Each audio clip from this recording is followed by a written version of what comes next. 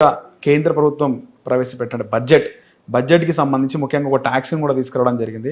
అది మధ్యతరగతి ప్రజలకి ఏ విధంగా ఉపయోగపడుతుంది సార్? లాభం అంటారా, నష్టం అంటారా? ఆదాయ పన్ను ఎంత ఎక్కువ మినహాయింపు ఉన్న దేశం పెద్ద దేశాల్లో ఇంకొకటి లేదు. అమెరికాతో మీకు పోలికిస్తాను మీ ఉదాహరణకి. ఓకే, మనం అమెరికాతో పోల్చినప్పుడు డాలర్ విలువ 88-87 రూపాయలు లెక్కెట్టకూడదు. ఒక డాలర్కి మనం ఇక్కడ రూపాయల్లో కొనేది ఎంత కొనగలుగుతారో చూడాలి. అలా చూస్తే 20 రూపాయలకు మనం కొనేది అమెరికాలో ఒక డాలర్ కొంటారు. కొనుగోలు శక్తి అమెరికాలో డాలర్కి మన 20 రూపాయలు కాస్త అటు ఇటుగా సమానం. 12 లక్షల రూపాయల దాకా మీకు మినహాయింపు ఇచ్చారు ఆస్తి పన్ను ఆదాయ పన్నులు అంటే $60,000 సమానం కొనుగోలు శక్తి రీత్యా. అమెరికాలో $10,000 ఉన్నా కూడా మీరు 10% పన్ను కట్టాలి ఆదాయం. $11,000 దాటితే 12% కట్టాలి. $45,000 దాటితే 22% కట్టాలి.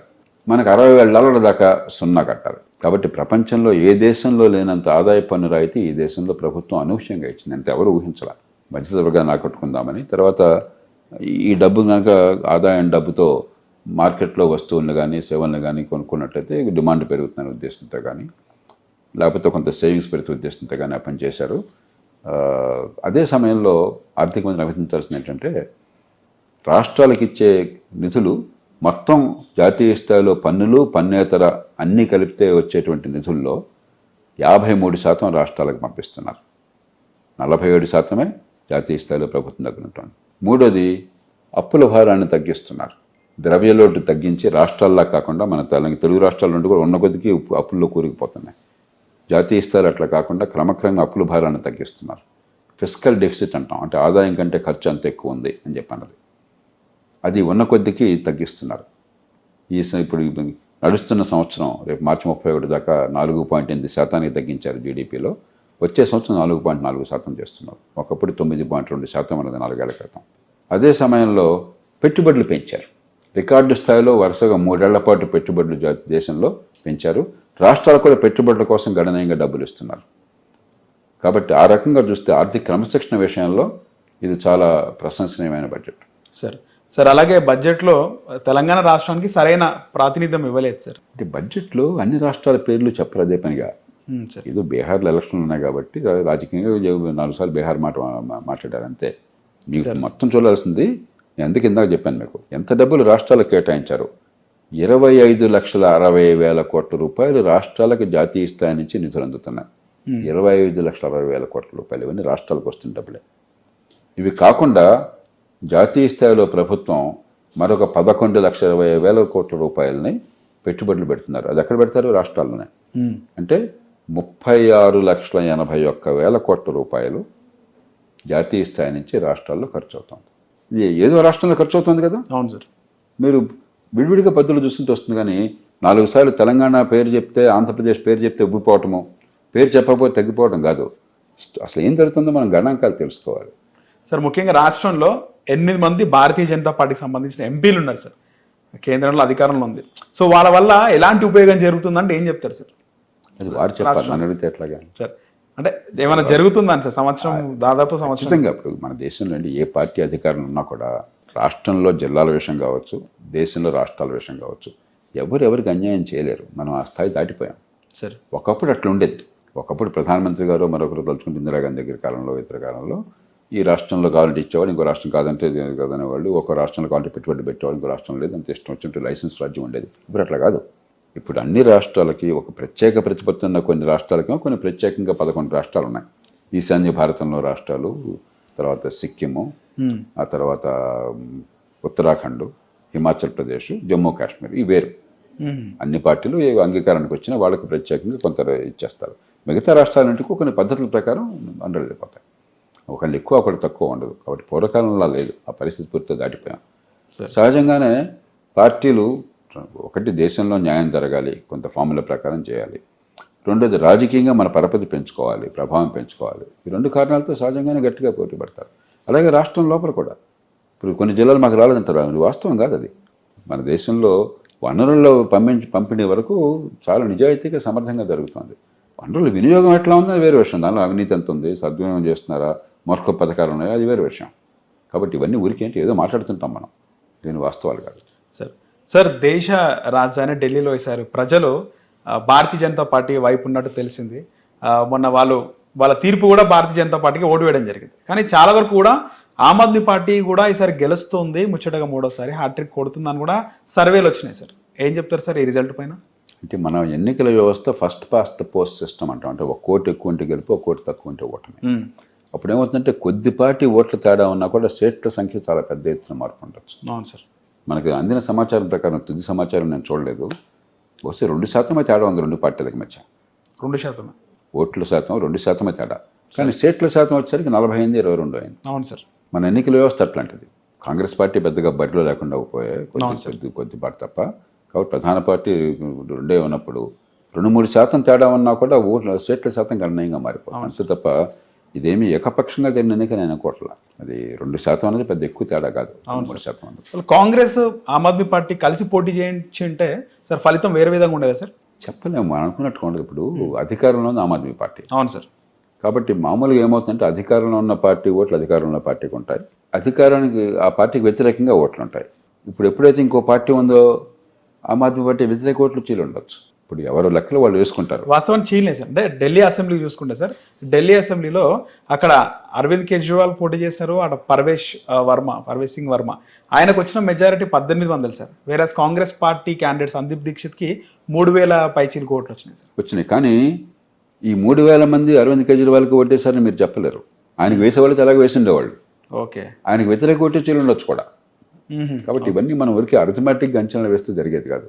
పార్టీలు పోటీలో ఉన్నాయి, ప్రజలు ఓటు వేశారు, ఒకరు నెగ్గారు ఇంకోటి నెగ్గలేదు. నెగ్గితే బులబాటం అక్కర్లేదు, నెగ్గకపోతే బాధ అక్కర్లేదు, తీర్పును స్వీకరించాలి. సార్ ఇక్కడ డిఫరెన్స్ ఏంటంటే సార్, 2014 నుంచి పార్లమెంట్లో బీజేపీకి ఓటేస్తున్నారు సార్. క్లీన్ స్వీప్ 7 లోక్సభ 2 సార్లు అంతే అయింది. 2 సార్లు అంతే అయింది. అంటే ఢిల్లీలో దేశంలో మామూలుగా కూడా దేశంలో మీరు గమనించినట్లయితే ఒక 3-4% ఓటర్లు న్యూట్రల్గా ఉంటారు. దేశానికి ఒక రకంగా, రాష్ట్రానికి ఒక రకంగా వేస్తారు. ఉదాహరణకు 2009లో నాకు బాగా గుర్తున్నది, మన్మోహన్ సింగ్ గారు ప్రధానమంత్రిగా మళ్ళీ ఎన్నిక జరిగినప్పుడు రాష్ట్రము దేశం ఒకసారి జరిగినాయి. రాష్ట్రంలో రాజశేఖర్ గారు మళ్ళీ ప్రభుత్వంలోకి వచ్చారు, మన్మోహన్ సింగ్ గారు ప్రభుత్వంలో మళ్ళీ వచ్చారు. కానీ అసెంబ్లీకి పడ్డ ఓట్ల కంటే కాంగ్రెస్ పార్టీకి లోక్సభ ఓట్లు ఎక్కువ. అప్పుడు ఆనాడు కూడా 2009లో 3-4%. అందులో మోదీ లాంటి ప్రభావశీలమైన నాయకుడు ఉన్నప్పుడు మన్మోహన్ సింగ్ గారు కొంచెం నెమ్మదిగా ఉండేది. అవును సార్. ఈయన కొంచెం గట్టి నాయకుడు కదా. అవును సార్. ఇష్టమన్నా లేకపోయినా కూడా ఒక పెద్ద నాయకుడు కదా. అవును సార్. జనాకర్షణ నాయకుడు కదా. అది ఉన్నప్పుడు అది కొంచెం ఎక్కువ ఉంటుంది. కాబట్టి లోక్సభ ఎన్నికల్లో పడే ఓట్ల తీరు, అసెంబ్లీ పడే ఓట్ల తీరు కొంత తేడా. మామూలుగా దేశమంతా కొద్దిగా ఉంటుంది, ఎక్కువ ఉండదు. కానీ ఢిల్లీలో ఎక్కువ ఉంటుంది. ఢిల్లీలో ఎందుకని, ఢిల్లీలో ఎక్కువ మంది మధ్యతరగతి వర్గాలు. ఢిల్లీలో దేశం మొత్తంలో అతి ఎక్కువ తలసరి ఆదాయం అన్నది నగరం ఢిల్లీ. ఓకే, దేశం మొత్తంలో 3. ఢిల్లీలో దేశం అన్ని ప్రాంతాల నుంచి వచ్చిన వాళ్ళు. కాబట్టి ఇక్కడ మామూలుగా ఉన్న దాంట్లాగా మన కులం మన ప్రాంతం అన్న భావం కొంచెం తక్కువ పనిచేస్తుంది. అక్కడ అప్పు లేదా సార్? ఢిల్లీ రాష్ట్రానికి అప్పు లేదు, ఉండదు. మహానగరం ఇప్పుడు హైదరాబాద్ నగరాన్ని ఒక రాష్ట్రం చేస్తే ఆ రాష్ట్రం స్వసంపన్నంగా ఉంటుంది. డబ్బులన్నీ ఇక్కడే ఉంది. Right sir. అవును. కాబట్టి ఢిల్లీ కూడా వీళ్ళ గొప్పతనం కాదు, సంపద అంతా నగరాల్లో ఉంది. అందుకే నేను చెప్పేది అన్ని నగరాలు కాదయ్యా, చిన్న చిన్న పట్టణాలు కూడా రావాలి మనకి. మన పిల్లలు బతుకు తెరువు కావాలంటే నిరుపేదలు, రెక్కాడితే డొక్కాడిన వాళ్ళు అందరూ హైదరాబాద్కి మరి ఏ రకమైన ఆలనా పాలన లేకుండా చిన్న ఆదాయాలతో వచ్చి బతకడం కష్టంగా ఉంది. అక్కడే ఆదాయాలు వచ్చి ఏర్పాటు కూడా చేయాలని గట్టిగానే వాదిస్తున్న కారణం అదే. అంత మహానగరాల్లోనే సంపద, డబ్బంతా అక్కడే ఉండిపోయింది అది. సార్ అలాగే ఆంధ్రప్రదేశ్ విషయానికి వస్తే, ఆంధ్రప్రదేశ్లో కూటమి ప్రభుత్వం పనితీరు ఏ విధంగా ఉంది సార్? అక్కడ అసలు రాష్ట్ర విభజనప్పుడే ఎలాగైతే హైదరాబాద్ వల్ల తెలంగాణకి లాభం చేకూరిందో, హైదరాబాద్ పోవడం చేత ఆంధ్రప్రదేశ్ నష్టం చేకూరింది. ఆ పైన గత 5 ఏళ్లలో గత ప్రభుత్వం రేపన్నది లేనట్లుగా కనీసమైన బాధ్యత లేకుండా ఆర్థిక విషయాల్లో పూర్తిగా దివాలా తీసే ఏర్పాటు చేసింది.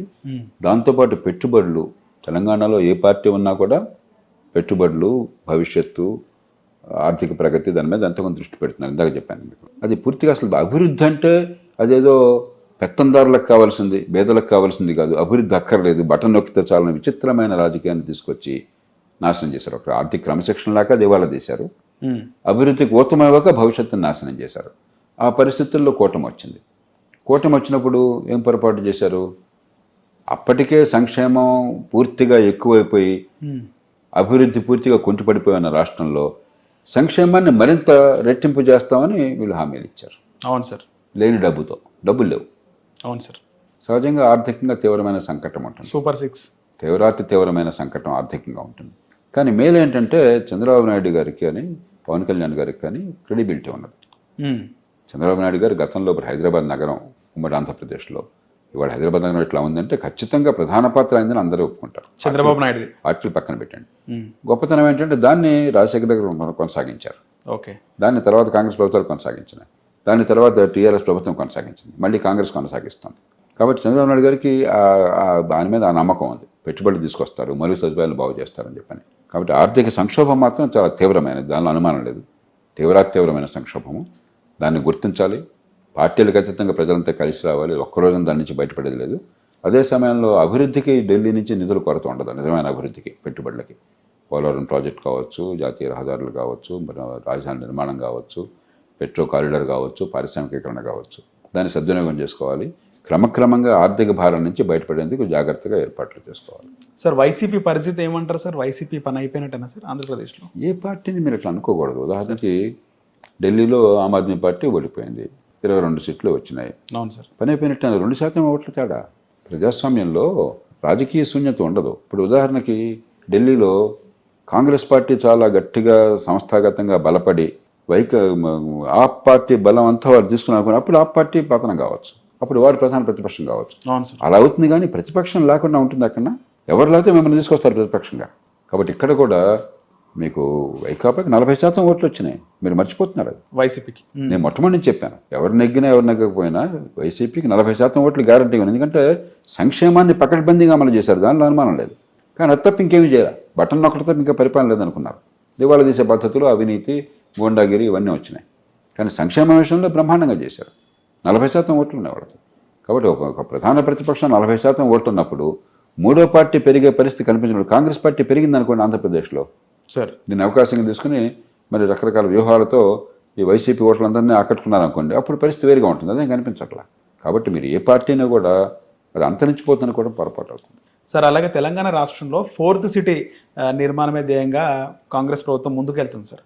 అది ఈ 4 ఏళ్ల లోపు సాధ్యమయ్యే అవకాశం ఉందంటారా సార్? ఇప్పుడు ఒక్కరోజు జరగకపోవచ్చు, కానీ మంచి పథకాలు వేస్తే కాలక్రమేణా భవిష్యత్తు జరుగుతుంది. కానీ నా ఆందోళన ఏమిటంటే అంతా హైదరాబాద్ చుట్టుపక్కల ఆలోచిస్తున్నారు. మంచిదే, మనంతా హైదరాబాద్లో ఉన్నాం.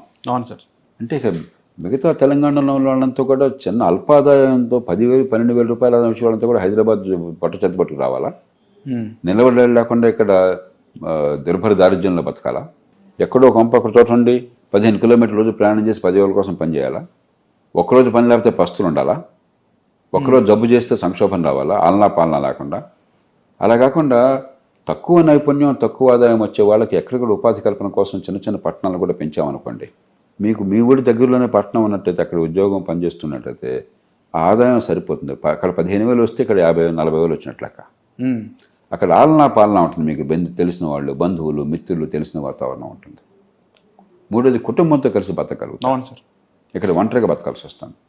కాబట్టి ఎంతసేపటికి మనకు భూములు ఉన్నాయి కాబట్టి, మన ఇళ్ళు ఉన్నాయి కాబట్టి, మనం ఇక్కడ ఉంటున్నాం కాబట్టి, ఈ హైదరాబాద్ ఒక్కటే అనుకుంటే హైదరాబాద్ని బాగు చేయాలి, హైదరాబాద్ని బాగా గర్వించేట్టుగా అభివృద్ధి చేయాలి. కానీ దాన్ని మిగతా ప్రాంతాన్ని ఎలా చేయకూడదు. దీంతోపాటు ఎక్కడికక్కడ చిన్న పట్టణాల అభివృద్ధి, తక్కువ నైపుణ్యం ఉన్నవాళ్ళు ఈ లేబర్ ఇంటెన్సివ్ ఇండస్ట్రీస్లో ఉపాధి కల్పన కోసం అక్కడ 15-20 వేలు వచ్చినా కూడా బ్రహ్మాండంగా వచ్చినట్లు లెక్క. అలాంటి ఉపాధిని పెంచే ఏర్పాటు గ్రామాలకు దగ్గరగా ఉన్న పట్టణాల్లో చేసి పట్టణీకరణ నమూనా మారకపోతే అంతా హైదరాబాదు అది మంచిది కాదు. సార్ అలాగే తెలంగాణలో 10 మంది బీఆర్ఎస్ ఎమ్మెల్యేలు కాంగ్రెస్ పార్టీలో చేరడం జరిగింది. ఇప్పుడు వాళ్ళు న్యూట్రల్గా ఉండిపోయారు సార్. వాస్తవానికి ప్రభుత్వానికి వ్యతిరేకంగా మాట్లాడుతున్నారు మహిపాల్ రెడ్డి కానీ, దానం నాగేందర్ కానీ. సుప్రీంకోర్టులో కూడా చాలా ఫైట్ నడుస్తుంది సార్. ఏం చెప్తారు? 10 మంది ఎమ్మెల్యేలకు సంబంధించి ఉప ఎన్నిక రాష్ట్రంలో రాబోతుంది అంటారా?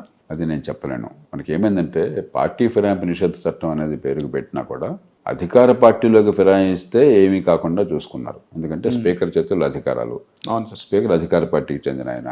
ఇవన్నీ కూడా నిజంగా మీరు చట్ట ప్రకారం చేయాలంటే, రాజ్యాంగ ప్రకారం చేయాలంటే 3 నిమిషాల్లో చేయొచ్చు. కానీ 3 ఏళ్ళు పోయినా, పదవి కాలం పూర్తయినా కూడా జరగకుండా చూస్తుంది. ఈలోపు ఎన్నికలు అయిపోతే జనం మర్చిపోతారు, మళ్ళీ ఎలక్షన్కి వెళ్తారు. అలా అయిపోతుంది. అందుకనే నిజంగా దీన్ని అమలు చేయాలన్నట్టయితే మామూలుగా మిగతా అనర్హత ఉందనుకోండి, ఉదాహరణకి నేరస్తుడిగా శిక్ష పడింది, లేకపోతే దివాళా తీశారు, ఐపీ పెట్టారు, లేకపోతే మరొకటి, ఇలాంటి కారణాలు ఉన్నట్టయితే రాజ్యాంగం ఏం చెప్పిందంటే ఎన్నికల సంఘం నివేదిక ఆధారంగా ఎమ్మెల్యే అయితే రాష్ట్ర గవర్నరు, ఎంపీ అయితే దేశ రాష్ట్రపతి ఆయన తొలగిస్తారు వాళ్ళని చెప్పారు. ఎన్నికల సంఘం ఇచ్చిన నివేదిక శిరోధార్యము అని చెప్పారు. ఆ రకంగా పెడితే అప్పుడు న్యాయం జరుగుతుంది. అది ఎలాగో పెట్టే ఆలోచన లేదు. కాబట్టి ఈ లోపల రాజకీయంగా వాళ్ళ బలం ఉన్నంతగా నడుపుతూ ఉంటారు. 4 ఏళ్ళు కూడా గడిచిపోతాయి అంటారు సార్. ఇక 4 ఏళ్ళు గడుస్తుందో కాదు చూద్దాం ఏమవుతుందో. కానీ చాలా చోట్ల మన అనుభవం ఏంటంటే పెద్దగా ఈ పార్టీ ఫిరాయింపు నిషేధం కాగితం మీదే కానీ ఇంతవరకు పనికొచ్చిన దాఖలాలు లేవు. పార్టీ ఫిరాయింపులు ఆగిన దాఖలాలు కూడా లేవు. సార్ గతంలో బీఆర్ఎస్ ఉన్నప్పుడు బీఆర్ఎస్ టీడీఎల్పీని విలీనం చేసుకుంది, సిఎల్పీని విలీనం చేసుకుంది సార్.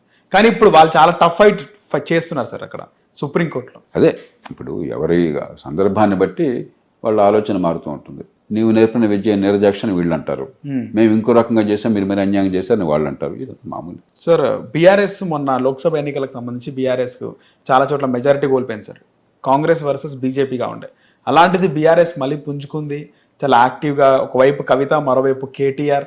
నేను చూస్తే కవిత కేసీఆర్ పాలన ఐఫోను, రేవంత్ రెడ్డి పాలన చైనా ఫోన్ అని చెప్పి ఆమె కామెంట్ చేసింది. అంటే నలుగురు వాళ్ళు ఫైట్ చేస్తున్నారు సార్, కౌంటర్స్ ఇస్తున్నారు. వేరాజ్ కాంగ్రెస్ లో రేవంత్ రెడ్డి ఒక్కరే కౌంటర్ ఇస్తున్నారు. వ్యక్తిగతమైన రాజకీయాల్లోకి వెళ్ళినవన్నీ వాళ్ళు పార్టీ వ్యూహాలు వాళ్ళు చూస్తుంటారు, నాకు అనవసరం. కానీ మనం గుర్తించాల్సింది ఏంటంటే సార్, మన ప్రజాస్వామ్యంలో మన ఎన్నికల వ్యవస్థలో ప్రధానంగా 2 పార్టీలకే స్థలం ఉంది. అందుకే నేను అసెంబ్లీ ఎన్నికల ముందు చాలా స్పష్టంగా మళ్ళీ చెప్పాను, నిజమైన పోటీ జరుగుతోంది టీఆర్ఎస్కి ఇంకో పార్టీకి మధ్య కాదు, కాంగ్రెస్కి బీజేపీకి మధ్య. ఏ పార్టీ రెండో పార్టీకి నిలబడితే వాళ్ళు ప్రధాన ప్రతిపక్షం అవుతారు, అప్పుడు ఎన్నిక టీఆర్ఎస్కి వాళ్ళకి మధ్య అవుతుంది. అప్పుడు మొదట్లో కొంతకాలం పాటు బీజేపీ అనిపించారు ఉప ఎన్నికల వాటిలో. అవును సార్. కానీ జనరల్ ఎలక్షన్ వచ్చేసరికి బీజేపీ వెనక్కి వెళ్ళింది. అవును సార్. ప్రజల మనసులో కాంగ్రెస్, కాబట్టి ప్రధాన పోటీ కాంగ్రెస్కి. అలా ఇప్పుడు కూడా కాంగ్రెస్ అధికారంలో ఉంది. అవును సార్. ప్రధాన పోటీ జరగబోయేది ముందు మొట్టమొదటి స్థాయిలో పోటీ బీజేపీకి, టీఆర్ఎస్కి లేదా బీఆర్ఎస్కి మధ్య. అంటే ప్రజల దృష్టిలో రెండో పక్షం ఎవరని. అప్పుడు ఆ తర్వాత ఎవరైతే రెండో పక్షంగా వస్తారో కాంగ్రెస్కి వాళ్ళకి మధ్య పోరాటం జరుగుతుంది. సహజంగానే ఎవరి ప్రయత్నాలు వాళ్ళు చేసుకుంటారు. Okay sir. సార్ ఫైనల్గా రాష్ట్రంలో రీసెంట్గా జరిగిన ఒక చిలుకూరు బాలాజీ టెంపుల్లో ప్రధాన అర్చకుడు రంగరాజన్ పైన హిందూ ముసుగులోనే వెళ్ళి వాళ్ళు బెదిరించడము, వాళ్ళ సైన్యంలో చేరాలి అని చెప్పి ఆయన పైన కొంచెం భౌతికంగా కూడా దాడి చేయడం జరిగింది సార్. మీరు కూడా చూసి ఉండొచ్చు. ఇప్పుడు ఇవాళ పేపర్లో కొంచెం హెడ్డింగ్ చూశాను నేను, నాకు వివరం తెలియదు సార్. ఖచ్చితంగా హింసను ఎవరు ఏ సందర్భంలో ప్రయోగించినా కూడా దాన్ని మనం తీవ్రంగా నిరసించాలి. ప్రజాస్వామ్యంలో హింసకి తావులేదు. ఒకవేళ మీకేమన్నా ఆందోళన ఉన్నా కూడా, అభిప్రాయ భేదాలు ఉన్నా కూడా, నాకు తెలియదు ఇక్కడ విషయం ఏంటో కూడా. సార్ అంబేద్కర్ చాలా స్పష్టంగా చెప్పారు, ప్రజాస్వామ్య రాజ్యాంగం వచ్చిన తర్వాత ఓటు హక్కు, వాక్ స్వాతంత్రం, వాటి ద్వారా మీరు అభిప్రాయ భేదాలని మనం పరిష్కరించుకోవాలి. కానీ హింసకి, ఆటంకానికి, బంధులకి, రస్తారోకోలకి ప్రజాస్వామ్యంలో తావు లేదు. కాబట్టి దాన్ని ఏ రకమైన బేషరతుగా నిస్సందేహంగా మనం గ్రహించాలి అలాంటి సంఘటనలన్నింటినీ కూడా. ఇక ఈ సందర్భంలో నాకు విషయం ఏంటో తెలియదు సార్, అంతకని చెప్పలేను సార్. 2009 ఎన్నికలు అవి చాలా స్పెషల్ ఎన్నికలు అని చెప్పుకోవచ్చు సార్. ఎందుకంటే అవి ఉమ్మడి రాష్ట్ర చివరి ఎన్నికలు సార్. ఆ ఎన్నికల్లోనే మొట్టమొదటిసారి మీరు అసెంబ్లీకి వెళ్ళారు, మెగాస్టార్ చిరంజీవి గారు అసెంబ్లీకి వెళ్ళారు, ప్రస్తుత ముఖ్యమంత్రి రేవంత్ రెడ్డి కూడా మొట్టమొదటిసారి అసెంబ్లీకి వెళ్ళారు సార్. ఆ రోజు అసెంబ్లీ వాతావరణం ఏ విధంగా ఉండే సార్? అప్పుడు 2 రకాలుగా. అప్పుడు తెలంగాణ ఉద్యమం ఉధృతిలో ఉన్నది. రాజశేఖర గారు పోగానే, రాజశేఖర గారు ఉన్నంతకాలం ఒక రకంగా ఉండేది, కొద్ది కాలమైన ఉన్నది. మంచి అధికార పక్షం ప్రతిపక్షం తీవ్రమైనటువంటి ఉండేది. ఆయన పోయిన తర్వాత ఎప్పుడైతే తెలంగాణ ఉద్యమం బాగా ముందుకు వచ్చిందో, ఆ ఉద్యమం కారణంగా సగం రోజుల పాటు అసెంబ్లీ నడవాల సరిగ్గా. సగం రోజులు, మిగతా సగం రోజులు బాగా నడిచింది. మళ్ళీ ఉదాహరణకి కొన్ని ప్రశ్నలు నేనే లేవనెత్తినప్పుడు దాని మీద 4-5 గంటలు చర్చ జరిగేది. ఇప్పుడు పార్టీలకు అతీతంగా, ప్రాంతాలకు అతీతంగా. కానీ చాలా సందర్భాల్లో వెంటనే గొడవ అవడం అలా ఉండేది. రెండోది, ఉన్నంత మేర ఖచ్చితంగా ఒక ప్రమాణంలో కొంత చర్చ, కొంత పార్టీల మధ్య కొద్దిగా అభిప్రాయ భేదాలను కూడా సామరస్య వాతావరణము, కొన్ని నిబంధనలు పాటించడం ఉండేది. మరీ బస్తీ మీద తొడగొట్టి అది అప్పుడు కూడా కొంత ఉంది, కానీ అది ఉన్న కొద్దిగా చెడిపోతుంది. పరుషమైన పదజాలం వాడటం, ఒకరినొకరు అవమానించుకోవటం, బూతులు తిట్టుకోవటం, అది ఉన్న కొద్దిగా ఎక్కువ అవుతుంది. అనుకున్నారా సార్ ఇప్పుడు ముఖ్యమంత్రి అంటే రేవంత్ రెడ్డి ఈ స్థాయికి వస్తాడు అని అనుకున్నారా సార్ ఆయన మాట్లాడేటప్పుడు? కానీ రేవంత్ రెడ్డి గారు మొదటి నుంచి కూడా చాలా ఏమైనా డైనామిక్ పర్సన్, బాగా అంబిషన్ ఉన్న మనిషి, కష్టపడే మనిషి, నాయకత్వాన్ని కోరుకున్న మనిషి. కాబట్టి రేవంత్ రెడ్డి లాంటి వాళ్ళు రాజకీయంగా ఎదుగుతారన్న విషయంలో ఎవరికి పెద్ద అనుమానం లేదు. సరే, ఎవరు ఏ పదవిలోకి వస్తారని ఖచ్చితంగా ఎవరు అంచనా వేయలేరు. Right sir. కానీ ఆయన ఏదో మామూలుగా కూర్చున్న మనిషి కాదు. ఆనాడే స్పష్టంగా అది అర్థమవుతుంది. వాస్తవానికి ప్రభుత్వానికి అంటే రేవంత్ రెడ్డి అన్నిటికీ ఆయన కౌంటర్ ఇచ్చుకుంటూ పోతున్నాడు సార్. మంత్రులందరూ ఎప్పుడో ఒకసారి రియాక్ట్ అవుతున్నారు. వాస్తవానికి అందరి అనుకుంటున్న మాట ఏంటంటే రేవంత్ రెడ్డికి పాలన చేతనవ్వట్లేదు, ఆయనకు పెద్దగా ఆయనకు అనుభవం లేదు అంటున్నారు సార్. మీరేమైనా భవిష్యత్తులో కానీ ప్రభుత్వానికి ఏమైనా మీకున్నటువంటి అనుభవాన్ని షేర్ చేసే అవకాశం ఉంటుందా సార్? రోజు నేను చేస్తున్నా కదా ఇప్పటికి. అంటే నేరుగా సార్ ముఖ్యమంత్రి గారికి ఏ ముఖ్యమంత్రిని కూడా మేము రాజకీయంలో ఉన్న వాళ్ళని తక్కువగా అంచనా వేస్తాం. మీకు చాలా తెలివితేటలు, ఎంతో కొంత సమాజం పట్ల అవగాహన, కొంత మమకారం, మంచి జరగాలన్న కోరిక, అన్ని వర్గాలను కలిగిపోయే శక్తి లేకపోతే రాజకీయంలో ఇంతకాలం నిలదొక్కోవాలి ఎవరు కూడా. రాజకీయం బయట ఉన్నవాళ్ళు చాలా తేలిగ్గా వీళ్ళు చాలా ఏం తెలియదు, చదువు లేదు, వాళ్ళకి బుర్ర లేదు అంటే అనుకుంటారు. ఇది వాస్తవం కాదు. ముందు మనకు కొంచెం రాజకీయ పార్టీలో అభిప్రాయ భేదాలు ఉండొచ్చు. వాళ్ళు చేసిన దాన్ని తప్పు చేస్తే విమర్శించవచ్చు, నేను విమర్శిస్తాను. కానీ రాజకీయాన్ని చులకనగా చూడద్దు. రేవంత్ రెడ్డి గారు 2009 ఎన్నికయ్యారు. అవును సార్. అప్పటి నుంచి అసెంబ్లీలో, లోక్సభలో ఎన్నికవుతూనే ఉన్నారు. అవును సార్. మరి ఆయన పార్టీ కాకుండా కాంగ్రెస్ పార్టీలోకి వెళ్ళి నాయకత్వాన్ని తీసుకున్నారు. ఎన్నికల్లో గట్టిగా పోరాడారు, ప్రజల మద్దతు పొందారు. వీళ్ళందరినీ మీరు చులకనగా అనుకుంటే ఎట్లాగా? వాళ్ళకి ఏం అసలు అవగాహన ఉండదు, వాళ్ళకి ఏం తెలియదు అనుకుంటే ఎట్లాగా? ఏ పార్టీ అయినా సరే. కాబట్టి మనం కొంచెం ప్రజాస్వామ్యంలో ఎన్నికైన నాయకుల పట్ల గౌరవంతో ప్రవర్తించాలి. రెండోది, కాంగ్రెస్ పార్టీలో జాతీయ స్థాయిలోనేమో అందరూ ఒకే కుటుంబానికి, ఒకే వ్యక్తికి పట్టం కడతారు. రాష్ట్రాల్లో మళ్ళా గొల్లలు పడతారు. అది పెద్ద కొత్త లేదు. అది ఇప్పుడు ఎలా ఉందో నాకు తెలియదు, అవి ఉండుంటాను నాకు తెలియదు. అంటే నేను లోతుకి నేను వెళ్ళని పట్టించుకోండి. ఎందరో మిత్రులే నాకు, ఈ పార్టీగా నా పార్టీగా. మనకు కావాల్సింది రాష్ట్ర హితమే తప్ప వ్యక్తుల మీద మనకి అనవసరం. సార్, రేవంత్ రెడ్డి గారు ఆయన ఎమ్మెల్యేగా, ఎంపీగా గెలిచారు కానీ ఎప్పుడు మంత్రి అవ్వలేదు సార్, నేరుగా ముఖ్యమంత్రి అయినాడు.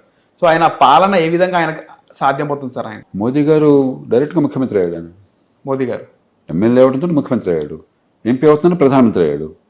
ఆ కారణంగా పాలన కుంటుపడింది అని అంటారా? ఓకే. ఎన్టీ రామారావు గారు డైరెక్ట్గా ముఖ్యమంత్రి అయ్యారు. అవును సార్. కాబట్టి ఖచ్చితంగా అనుభవం అంటే కొంత ఉపయోగం ఉంటుంది. కానీ నాయకత్వ లక్షణాలు ఉండాలి తప్ప అవగాహన, సమాజం పట్ల అవగాహన, నాయకత్వ లక్షణాలు, మరి 10 మందిని కలుపుకుపోయేటువంటి శక్తి సామర్థ్యాలు అవి చూడాలి. కానీ అవి డైరెక్ట్గా అయినారా, అనుభవం ఉందా అన్నది అది కొంత ఉపయోగపడుతుంది, కానీ అదంత ముఖ్యం కాదు. సార్, చివరిగా మీరు స్థాపించినటువంటి లోక్సత్తా పార్టీ మళ్ళీ భవిష్యత్తులో ఈ స్థానిక సంస్థల ఎన్నికల్లో అయినా ఏమైనా పోటీ చేసే అవకాశం ఉందా సార్? నేను ఎందుకు పార్టీ పెట్టామో చెప్పాను, ఎందుకు ఎన్నికల్లో పోటీ చేస్తున్నామో చెప్పాను, ఎందుకు ఎన్నికల్లో పోటీ మానుకున్నామో కూడా చెప్పాను. దీనిలో ఎక్కడ రహస్యం కానీ కుట్రలు కానీ ఉండవు. లోక్సత్తా పార్టీ పెట్టినప్పుడు నాకు తెలుసు అధికారం అసాధ్యమని. ఎందుకంటే మన ఎన్నికల వ్యవస్థలో 3వ పార్టీకి దాదాపు అసాధ్యం. ఆప్కి ఢిల్లీలో అధికారం రావడం అనేది, తర్వాత పంజాబ్ రావడం అనేది సాధారణ విషయం కాదు. అది కొన్ని అసాధారణ పరిస్థితుల వల్ల, అక్కడున్న ప్రత్యేక పరిస్థితుల వల్ల. రెండోది, చాలా సమర్థులైన వాళ్ళు చాలామంది అక్కడ ఢిల్లీలో దీనికి సిద్ధపడి పార్టీలో పనిచేయడానికి సిద్ధపడ్డారు. ఆ పరిస్థితుల నేపథ్యంలో వచ్చింది. అది చాలా సాధారణమైన సంఘటన. అది జరగదు అంత తేలిక, నాకు తెలుసు ఆ సంగతి. కానీ నేను ఆశించింది ఏమిటంటే 10% మంది ఓట్లు వేస్తారు నిలకడగా. ఆలోచించేవాళ్ళు, యువత, మధ్యతరగతి, కాస్త ఈ కులాలు, పార్టీలు, పక్షపాతాలు పక్కన పెట్టి దీర్ఘకాల భవిష్యత్తు కోసం ఓటేస్తారు. నిలకడగా 10% ఓట్లు వేస్తే చాలు. దాన్ని ఎలా మార్పుగా మార్చాలో నాకు తెలుసు. కానీ అనుభవం ఏమైంది? 2% ఓట్లే పడ్డాయి. హైదరాబాద్లో 9-10% ఓట్లు వచ్చినాయి. కానీ గ్రామీణ ప్రాంతాల్లో 1% వచ్చింది. మొత్తం మీద 2% ఓట్లు వచ్చినాయి. 2% ఓట్లు చాలు. మీరు ప్రధాన రాజకీయ పార్టీలను ఆలోచనింపజేసి, అరే ఈ మార్పు జరగకపోతే మునిగిపోతామనే భావం కలగాలి, ఈ మార్పు జరగకపోతే దేశం నష్టపోతుందని అర్థం కావాలి. అది రావాలంటే 10% ఓట్లు వస్తే ఖచ్చితంగా సరిపోతాయి. కానీ ఇంకెక్కువ వస్తే మంచిదే. ఆంధ్రప్రదేశ్లో అదే జరిగింది. ఉమ్మడి ఆంధ్రప్రదేశ్లో, తమిళనాడులో, కర్ణాటకలో, మహారాష్ట్రలో, దేశంలో వివిధ ప్రాంతాల్లో చాలా అద్భుతంగా పోరాడారు లోక్సత్తా కార్యకర్తలు. కానీ ఎక్కడ చూసినా కూడా అంతకంటే ఎక్కువ కనిపించట్లా. ఉదాహరణకు ఆప్ ఉంది. కర్ణాటకలో పోటీ చేస్తే లోక్సత్తాకు వచ్చిన ఓట్లలో 5వ వంతు వచ్చినాయి వాళ్ళకి. కాబట్టి 3వ పార్టీ, అందులో డబ్బు హంగు లేకుండా, ప్రచారం లేకుండా, డబ్బులు పంపిణీ లేకుండా, అబద్ధాలు ఆడకుండా మీకు ఓట్లు రావడం అంత ఆషామాషి కాదు. అది లేనప్పుడు ఈ ప్రయాస వృథా. అదే ప్రయత్నాన్ని ఇప్పుడు నేను ఆనాడు ఈనాడు నాకు తేడా లేదు. ఎన్నికైనా ఎన్నికపోయినా నా ప్రయత్నం అదే, నా పోరాటం అదే, నా భాష అదే. నేనాడు మరి ఇదే బట్టలు వేసుకున్నాను, ఇదే భాష మాట్లాడి, ఇదే పనులు చేశాను. నేను దేశంలో మార్పు కోసం చేస్తుంది. ఎన్నికల్లో వల్ల ఫలితం ఈ పద్ధతికి లేనప్పుడు మిగతా పద్ధతుల్లో చేద్దాం. కానీ ఆ రోజుల్లో చాలా మంది మీ వెంట నడవడానికి సిద్ధపడ్డారు సార్. అవే ఉండే. ఇప్పటికి కూడా నాకంటే మీరు చెప్పాలి, ఏ విషయం మీద నిజం ఎవరు చెప్తున్నారు, పనికొచ్చేది ఎవరు చెప్తున్నారు అన్న ప్రశ్న అడిగితే బహుశా ఎవరికి మెజారిటీ వస్తుందో రాష్ట్ర ప్రజలకు తెలుసు. అవును సార్. అది వేరు, ఓటు వేరు. మనం కన్ఫ్యూజ్ అవుతున్నాం. ముఖ్య నాయకులు ఎవరైనా అప్పట్లో మిమ్మల్ని ఫాలో అవ్వడం ఇలాంటివి జరిగినాయి సార్ 2009లో? పేర్లు అనవసరం. చాలా మంది ముందుకు వచ్చారు మంచి ఉద్దేశంతో. కొంతమంది కలిసి నడిచారు, కొంతమంది వెనక్కి వెళ్ళిపోయారు వాళ్ళ కారణాలు. ఇవన్నీ పేరు నేను ఎప్పుడు ఇలాగా పేర్లు బయట పెట్టి ఇంకోటి ఇబ్బంది పెట్టి ఆ రకమైన మనిషిని కాదు, నాకు అర్థం కాదు. Right sir. ఎవరి నిర్ణయాలు వాళ్ళు తీసుకుంటారు. కానీ మనం అర్థం చేసుకోవాల్సింది ఏంటంటే, ఇందాక చెప్పాను ఒక మాట, ప్రజల్లో నమ్మకం ఉండటం వేరు, ఓటు పడడం వేరు. మన దేశంలో ఓటు వేయాలంటే సామాన్యుడు చాలా ప్రలోభాలకు గురవటం ఒకటి, డబ్బులు ఇవన్నీ మనకు తెలుసు, కులం మతం ఇవన్నీ ఉంటాయి. అది కాకుండా నాకు అండగా బలమైనటువంటి పార్టీ నిర్మాణం లేకపోతే నేను ఓటు వేయలేను అనే పరిస్థితికి వచ్చాను. ఎందుకంటే ఏ చిన్న పని కావాలన్నా మధ్యవర్తి కావాలి. అందుకని ప్రతి ఊళ్ళో ఈ పార్టీలు ఎలాంటివైనా కూడా ప్రతి ఊళ్ళో ఆ ఊరి జనాభాని బట్టి హిట్ టీవీ యాప్, ఇందులో short news, live news, entertainment shows, movies, digital magazines తో పాటు మీ జిల్లా వార్తలను కూడా ఫ్రీగా చూడొచ్చు. ఇంకెందుకు ఆలస్యం, వెంటనే హిట్ టీవీ యాప్ ని డౌన్లోడ్ చేసుకుని ఫ్రీగా ఎంటర్టైన్మెంట్ పొందండి. Hit TV app. Hit TV app. Please download hit TV app. Hit TV యాప్ని ఫ్రీగా డౌన్లోడ్ చేసుకొని ఎంజాయ్ చేయండి. మీకు నచ్చిన ఎంటర్టైన్మెంట్ కోసం హిట్ టీవీ యాప్ ని ఫ్రీగా డౌన్లోడ్ చేసుకుని ఎంజాయ్ చేయండి. హిట్ టీవీ యాప్ ని డౌన్లోడ్ చేసుకుని ఆస్వాదించండి, ఆశీర్వదించండి. ఇంతమంది సెలబ్రిటీలు హిట్ టీవీ యాప్ ని డౌన్లోడ్ చేసుకోండి అని చెప్తున్నారంటే ఎంత మంచి యాప్ ఆలోచించండి. అమెరికా అమెరికా అమెరికా అమెరికాలో చదవాలనుకునే వాళ్ళకి విశ్వసనీయమైన పేరు మన శౌర్య కన్సల్టెన్సీ. UK లో 1 year masters, UK లో 1 year masters, 2 years work permit up to 5 years visa. Contact Saurya Consultancy. Contact 89851 89851.